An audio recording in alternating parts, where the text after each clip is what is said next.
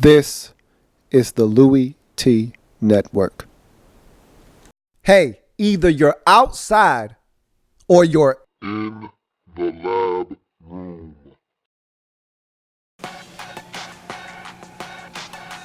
Who else could it be? Me, your man, Louie Tee. Welcome. You are in the lab room. Of course, I'm your host, Lou. Thank you for joining me on day 3 of the 2016 NFL Scouting Combine. Want to get through this as quickly as possible. A lot to get to, a lot of detail to comb over.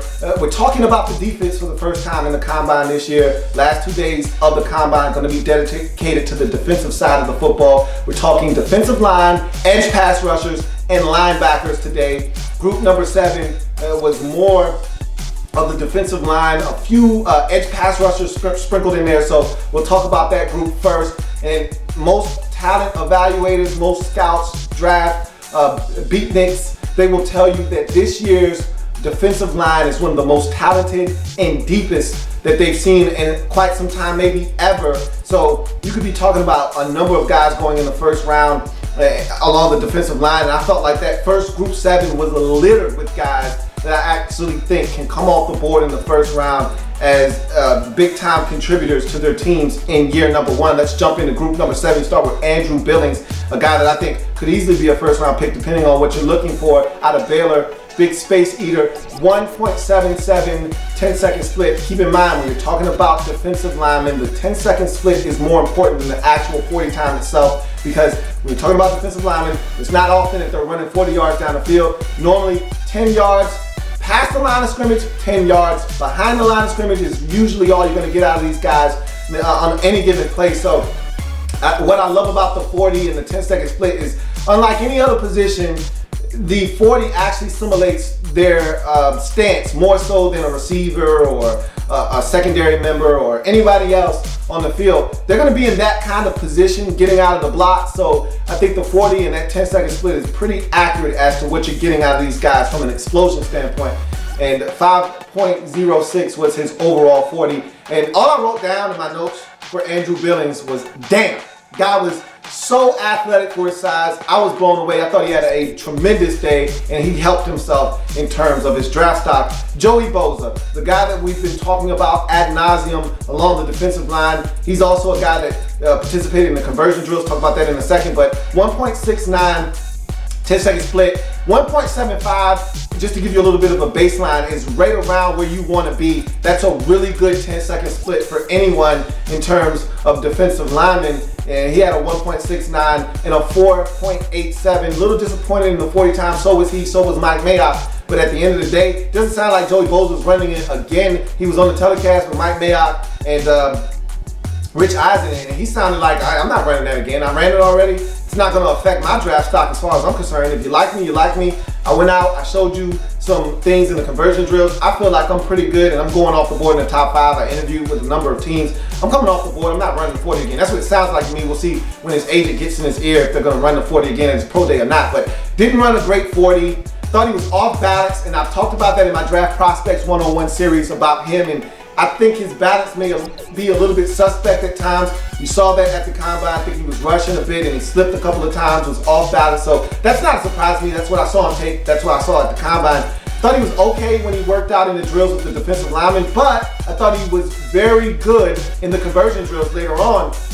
And he showed the ability to flip his hips, to change directions. I like that about him. And I think that's why some teams that play a 3-4 defense are interested in Joey Bosa, because he has some versatility. You saw that in the conversion drills. Didn't think he had a great day. I thought he had a solid day. And the conversion drills, to me, was the highlight of his day. DeForest Buckner, here's a guy that we're talking about, and I'm hearing people talk about him being a top 3 pick in this draft, and Tennessee could even be calling at number 1, but highly unlikely. I think if the Titans go with a lineman, it's going to be on the offensive side to protect Marcus Mariota more so than the defensive line. That being said, that just lets you know how highly he is thought of in this draft, and I thought he came out and showed well. Big guy. His comp is Calais Campbell. 1.77 10-second split, 5.06 in the 40 overall. I wrote down in my notes, boy, he's big. And again, at 6'7", can you blame me? He's stiff. And again, anytime you see a big guy like that in these kind of drills, he's not going to be backpedaling. He's not going to be doing all these shuffling drills and striping and all that stuff. So, of course, he's going to be stiff. He was out of his element. But what I did see was some quick feet and a guy that is very athletic. And I see why when they show some of the clips. I haven't really watched tape myself on him, but I saw the hustle. I saw the power and the quickness with which he plays. I think he's going to be a guy that comes off the board really quick, and I think he did nothing of the sort to hurt his draft stock on day 3 of the combine. Jonathan Butler, the guy out of Florida that I think is a natural 3-tech at the next level, 1.66, 10-second split, 4.93, so a sub 540 for a 3-tech. That is outstanding. I thought he looked fluid as a 3 technique running out there, and I've been hearing his name as a potential first rounder, and after seeing him at the combine, I am convinced that that is exactly what is going to happen for Jonathan Butler. He looks like a guy that is a first round pick in the 2016 NFL draft, and I said he lived up to the billing is what I put in my notes because I had heard so much about him and his athleticism. I saw it on display with my own 2 eyes. I'm sold. I think he's a first round pick after his performance at the combine. Shalik Calhoun out of Michigan State, big long defender, 1.69, 10-second split. This is a guy that I think is going to stand up as an outside linebacker in a 3-4 defense.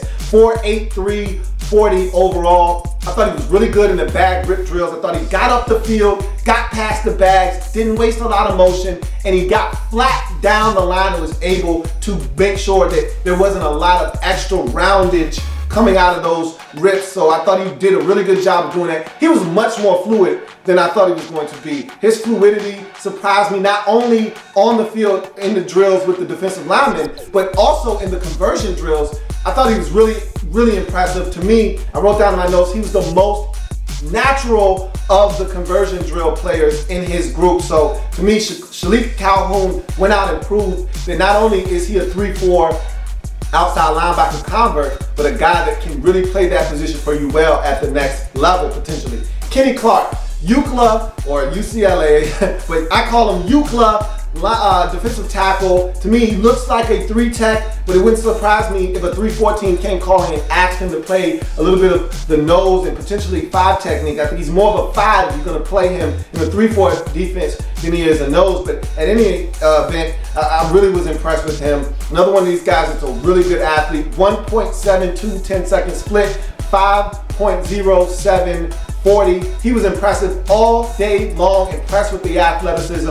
And I've been hearing his name as a late first rounder, early second rounder. And I'm thinking that that's exactly where he's going to go. If he doesn't sneak into the back portion of the first round, I think he's coming off the board early second round. And he helped himself in the combine in day number 3. Vernon Butler, to me, looks like a nose tackle if I've ever seen one. Out of La Tech, 1.85, 10-second split, 5.34, 40 overall. Another impressive big man is what I wrote down in my notes. And again, when you see these big guys, I just want you to keep in perspective that these guys are huge. This is a mountain of a man. He's around 325, 330, and yet he's running a 5.34, 40, and he's got a 1.85 10-second split. This guy is moving, and I saw some lateral quickness. I saw some agility out of a big man that you're going to be asking to eat up space. I'm convinced that this guy can 2-gap. I'm thinking that he can make some plays for you along your defensive line. And I'm hearing that he's another guy that could come off the board in the first round. If you're looking for a space-eating nose, he might be another guy that you look towards in the first round. If not in the first round, another one of these guys that provides depth in this draft that you can get in the second round of the 2016 NFL draft. Malik Collins, out of Nebraska, another defensive lineman, 1.77, 10-second split, 5.04, 40 overall. He had a solid day. I wasn't overly impressed, and Mike Mayock said that he thought this kid should have went back to Nebraska for his senior season. Again, Mike said it himself. He doesn't know what his home situation is. I'm not one to jump into that discussion. If you come out, you come out. If you don't, you don't. At the end of the day, he came out. I don't think he separated himself from anyone else in the draft at the combine, and I don't see him as a guy that you're taking him over some of these other guys in this draft. I just think he's another guy in a draft where it's so deep you need to do something to separate yourself. I didn't see it from Malik Collins. I just see him as another guy. Kamale Correa, defensive end / outside linebacker, and I think it's pretty safe to say, I'm thinking it's a pretty safe assumption that this guy's going to be an outside linebacker in a 3-4 defense. 1.63, 10-second split, 4.7 flat in the 40. He looked like an upright tester, okay? He looked like an uptight tester, a guy that was thinking too much, a guy that was really focused in on the process, okay? I trained, these are the drills that I trained, this is how I train, this is how I need to go out and do it. He looked tight, really uptight. He looked like a guy that was taking a test that his livelihood depended on. He didn't just come out and play. And I think he's more athletic than what I saw on the field. He looked more mechanical, more robotic, and he's probably more of an athlete than what we saw at the combine, but I thought he put a lot of pressure on himself to come out and test well, and he did test well, but you could tell it wasn't fluid. It didn't seem fluid to me. And in the conversion drills, I said basically the same thing. Looked like he was guessing. They were asking him to do things, moving him with the football, and he was trying to predict when they were going to send him in the other direction and when they were going to stop his backpedal and bring him forward. He looked like a guesser. He just looked to me like an uptight tester on day 3 of the combine. Was not that impressed with him in the movement drills, but I think he's more of an athlete than what we saw, and he's a guy that can get to the quarterback. And again, not everybody's getting their hands on Noah Spence, so a guy like Kamale Correa is someone that you need to be paying attention to out of Boise State. Sheldon Day, this is guy to me, prototypical 3-tech, 1.69 10-second split, 5.08 40 overall. Quickness is his ticket at the next level. Saw that on display all day long at the combine. Me being a Notre Dame Fighting Irish fan, I can tell you all about Sheldon Day, and quickness is definitely his gift that he was given, and you saw it at the combine. But the crazy thing was they actually put a 295-pound, 300-pound, 305-pound 3-tech in the conversion drills. Why? Don't ask me. I don't know why.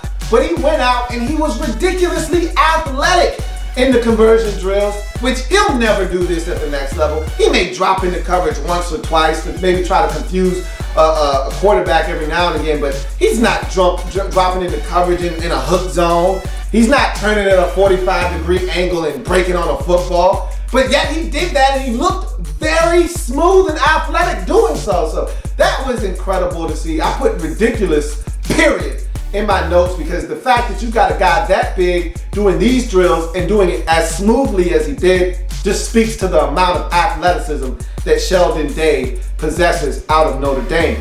Austin Johnson, Penn State defensive tackle, and to me, he's a nose at the next level. You're talking about a guy that's right around 330 pounds, 1.86 10-second split, 5.32 overall 40. He's a big man. I thought he moved tremendously for his size on the day. A guy, again, much like Vernon Butler out of La Tech. When you're talking about nose tackles, these are some of the guys after Andrew Billings. These are some of the guys that are going to come off of the board, and they're very athletic. Much like Billings, these guys were moving for their size, and I thought he had a good day as well. Matt Ioannidis, a guy out of Temple, 1.76 10-second split, 5.04 40 overall, and with that Temple defense, they were outstanding in 2015, and he was one of those rocks that no one really talked about in that defense. A lot of guys that got attention like Matt Kanikavich, but this was a guy, Tyler Metakavich. This was a guy that really was huge in their success defensively, and I thought he was good all day long. Really impressive. I mean, for a guy right around 300 pounds, he was picking them up, putting them down. He was moving, and I was surprised at his athletic agility. Sideways movements were great. He didn't waste a lot of motion. All day long, I kept saying to myself, man, Matt Ioannidis has been ultra impressive, and I think he helped himself tremendously at the combine. That's Group 7. Let's move on to Group 8, another group featuring defensive linemen and outside linebackers. This was more of a star-studded group.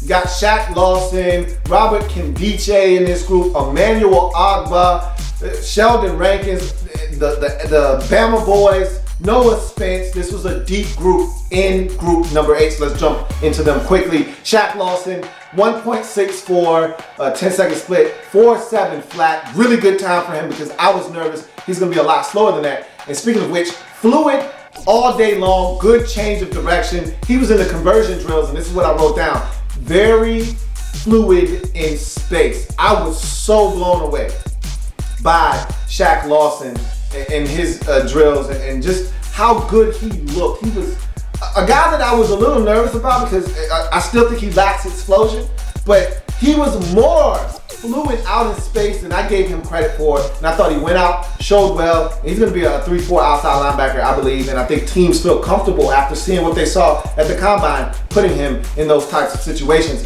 Carl Nazareth, Penn State defensive lineman.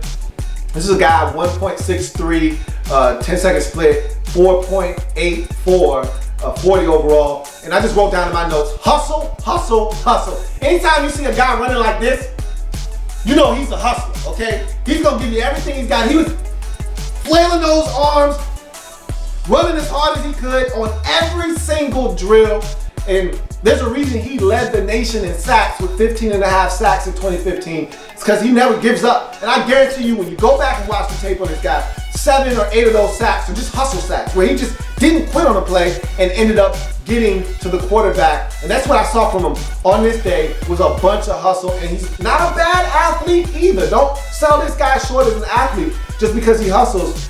He was also in the conversion drills, and I thought he hustled some more in those drills. And I actually saw solid movement skills for a big guy his size. I thought he went out and showed well in the combine drills when he converted.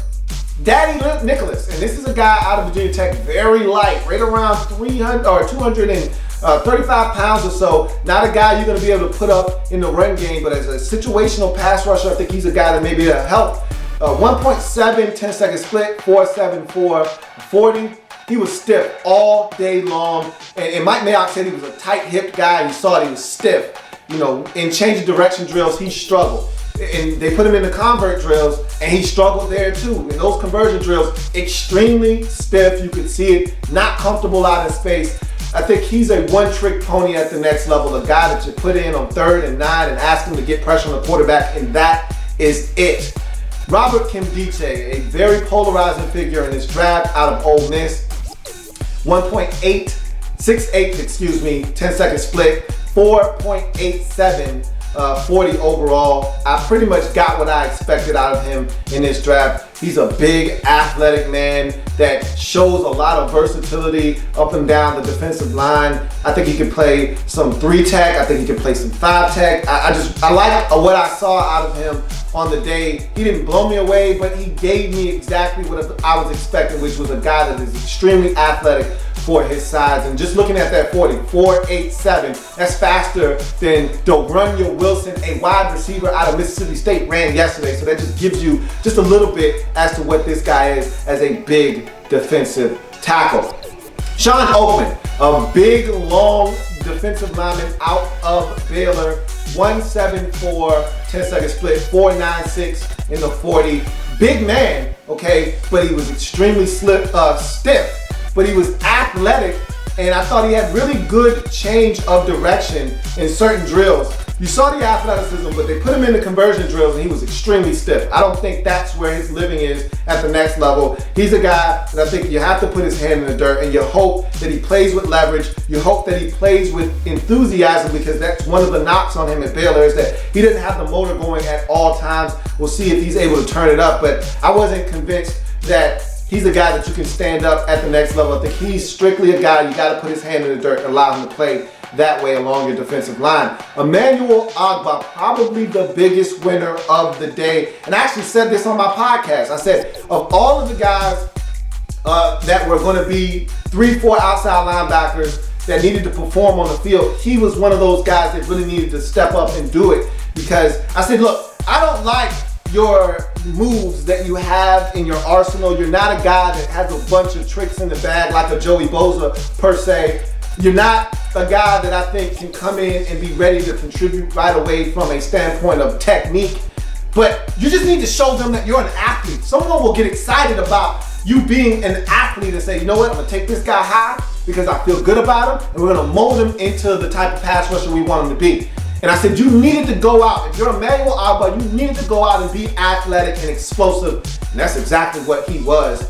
on this day. 1.59 10-second split. I don't think you will find a faster 10-second split in the entire group of linemen and outside linebackers than that. He also followed that up with a 4.62 40. Again, one of the best 40s we saw from anyone in either one of these groups. He shined with athleticism and change of direction and movement skills all day long, which is what I said he needed to do. Put him in the conversion drills, and I just was more blown away by his athleticism. I thought he was going to be tight-hipped. I thought he was going to be a guy that labored in those kind of drills. I thought he was going to struggle with change of direction.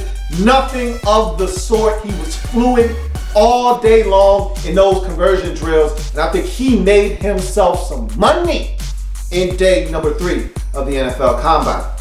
Yannick Ngakoue. Here's a guy in Yannick Ngakoue that I think is another one of these dudes that you need to pay attention to. Not everybody's getting their hands on Noah Spence. Not everybody's getting their hands on Emmanuel Ogbah. Here's another one of these dudes that you need to pay attention to, because I think he's got some twitchiness and some explosiveness that can help at the next level. 1.65 10-second split. Not bad at all. And then a 4.75 40 overall. And all I wrote down in my notes for him was whoa. Okay? Didn't know this guy. Couldn't pick him out of a lineup. Had no clue who he was. But this guy was explosive all day long. The movement skills are twitchy. He looks the part of an explosive athlete. They put him in conversion drills, and I put twitchy, blown away by his explosiveness. His change of direction was explosive. He eats up a lot of ground quickly. To me, he's a guy worth taking a flyer on in this draft. If you're looking for a developmental pass rusher that could potentially get some pressure on the quarterback a year or two from now, I think Yannick Ngakoue is that guy in this year's draft who looks explosive. I can't wait to turn on the tape, because I think I'm going to be really, really excited about what he could do at the next level after I watch him on tape. Sheldon Rankins, 1.74 10-second split, 5.03 40 overall, out of Louisville, a guy that took the practices at the Senior Bowl by storm. Wasn't able to play because he hurt himself, but I thought he just checked all the boxes, and he confirmed what we saw early on in the practices at the Senior Bowl. Yep, he's an athlete. Yep, he's one of the better athletes along the defensive line at defensive tackle in this draft. Yep, he's that guy. That's what I put down in my notes. That's what he confirmed for me at the Combine, and he may be a first-round pick. If he's not a first-round pick, he's coming off the board early second. That is for sure. Jihad Ward. Everybody's seen the reverse dunk from the big man by now out of Illinois. 1.77 10-second split, 5.11 40. He's a big athlete. That's all I wrote down. A big athlete. He's still raw. Some of the movement skills are raw. Mike Mayock said he's raw. I haven't watched the tape, but I bet when I put it on, I'll say he's raw. But he's an athlete, and at that position, with that kind of athleticism, there's a place for him in the league. That is for certain.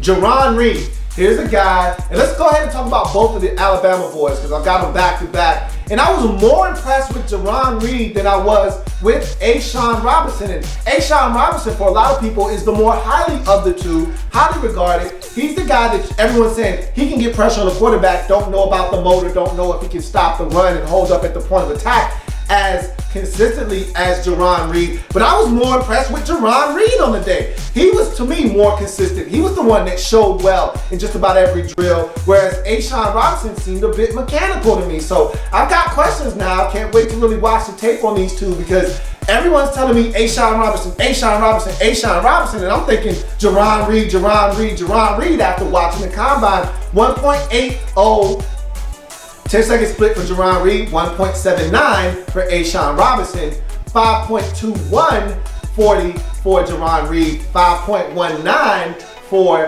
A'Shawn Robinson. So not that big of a difference when you're talking about the two. That's why I'm starting to lean towards Jaren Reed, if you ask me, even though they say he's less of a pass rusher, more of a run stuffer, and a guy that's going to give you effort on every play. I'm liking what I'm hearing. If you're telling me he's giving me effort, I'm more of an effort guy. Give me that guy over the guy that's highly talented but it's going to take plays off. So we'll see. But that's what I felt about both of those guys on the day. Noah Spence, big ticket item here. We're talking about a guy Potentially after Joey Bosa, you're talking about the next big defender in terms of pass rushers in this draft. 1.62, 10-second split, and 4.8 flat in the 40. Very disappointing time for a lot of people. Look, I was telling everybody, I said this on this video, he's not Von Miller. He's not who you think he is. He's explosive. Don't get it twisted. And I'm going to talk about that here in a second. But he's not Von Miller. And then everybody else said, okay, well, then he's Khalil Mack. No, he's not Khalil Mack either. He's neither of these guys. Those guys are freaks. That's why they went in the top 5.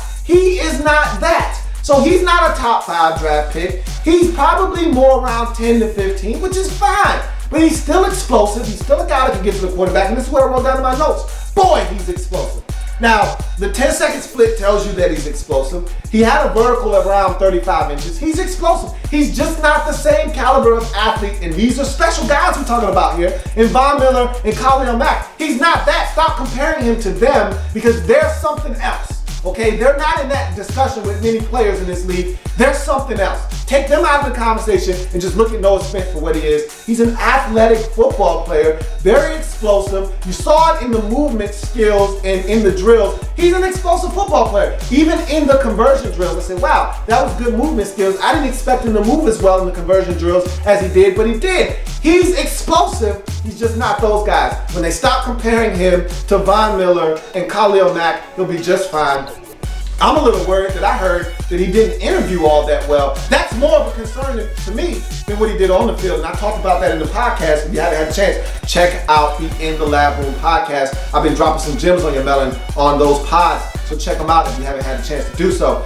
Adolphus Washington, 1.80 10-second split. So 1.8 flat, 5.17, 40 overall. This is the defensive lineman out of Ohio State. I was expecting more. I'm gonna be honest with you. Was not blown away by Adolphus Washington. I thought he was gonna run faster than he did. I thought he was more athletic than what I saw at the combine. I don't know if he was worn down by the entire process and he'll do better at his pro day, but I'm just telling you, wasn't blown away. This isn't the guy that I see a first round pick being spent on after what I saw at the combine. Now, if he goes to the pro day, lights it up, you can go ahead and start rekindling that first round discussion. But right now, to me, after what I saw at the combine, you got to start talking about Adolphus Washington in the second round and later. Was not blown away with his performance. That's Group 8, your defensive linemen and outside linebackers. Let's move on to Group 9, the linebackers who brought up the rear of the day. Minnesota linebacker Devondre Campbell, to me, 4'5", 840. He stuck out there athletically, liked his movement skills, and Mike Mayock actually said that this is a guy that could be a pass rusher potentially at the next level. He said he's got some juice. So I'm anxious to watch him on tape and see what he looks like. USC linebacker / safety Sua Craven decided not to run the 40. Very disappointed there. As you would expect though, he looked awesome in all of the agility drills and on the field drills. He looked great, but again, wanted to see what that 40 time looked like. He didn't run it, so we've got to wait until the pro day.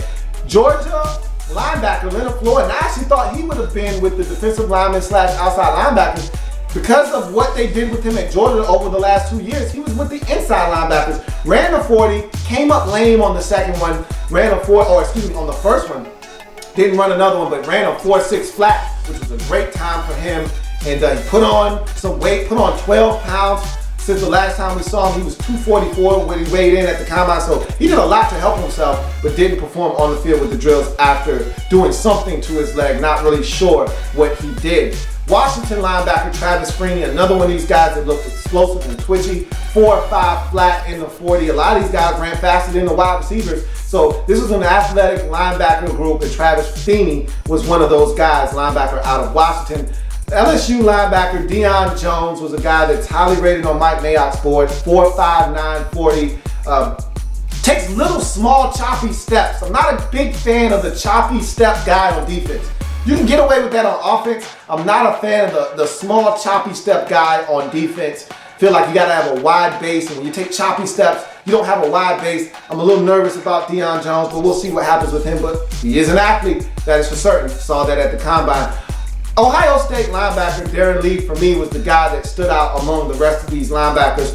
4.47 40. Not just, we knew he was gonna run fast. I was just blown away with his explosiveness. Laterally, his quickness. You see it on tape, but still, when you see it in person, you just kind of marvel at it, and that's what I did with Jaren Reed. To me, he's a first-round linebacker, no ifs, ands, or buts about it. Temple, linebacker, Tyler Matakevich is a guy that didn't test out well, didn't know if he was going to or not. 4.81, not a bad time for him, not a great time, but this guy's highly productive. Someone's gonna fall in love with him. I can see him being a Chris Borland down the road for someone, a guy that you plug in and you get immediate production out of because he's just a football player. You think that's what you're getting out of Tyler Matakevich. We'll see what happens with him moving forward. Bama linebacker Reggie Ragland, a guy that a lot of people love. He's probably coming off the board in the first round. 4.7, 240. I think he didn't do anything to hurt himself. Came out, ran, tested well. I think he's going to be a first round pick after his performance at the combine.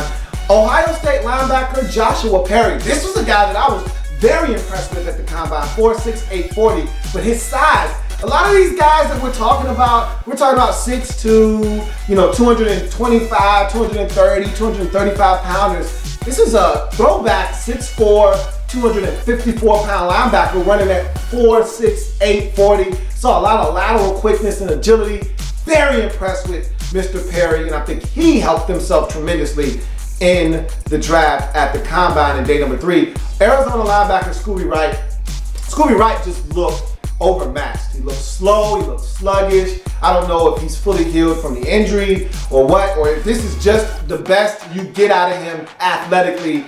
He's a football player, much like Tyler Matakevich, but 4'9", 140, not gonna get it done.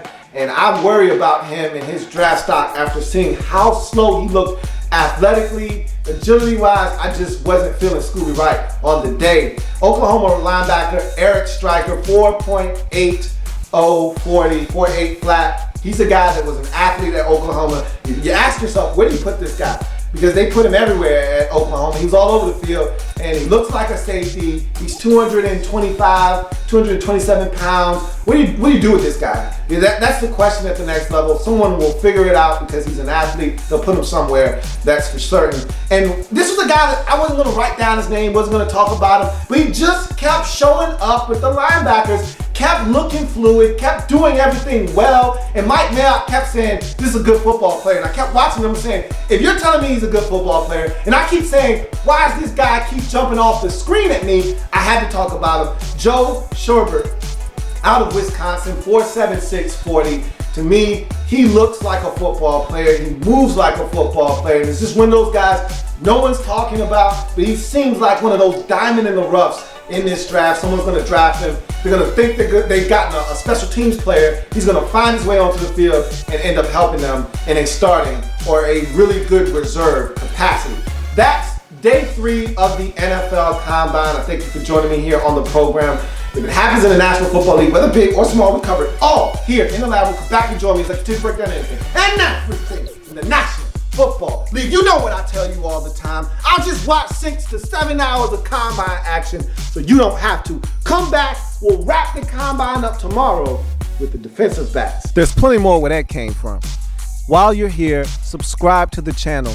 If you want more Louie Tee, be sure to follow me on Twitter at In The Lab Room, or you can like the Facebook page at In The Lab Room.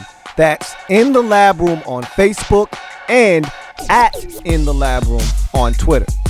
Don't forget, subscribe to the channel if you haven't already done so.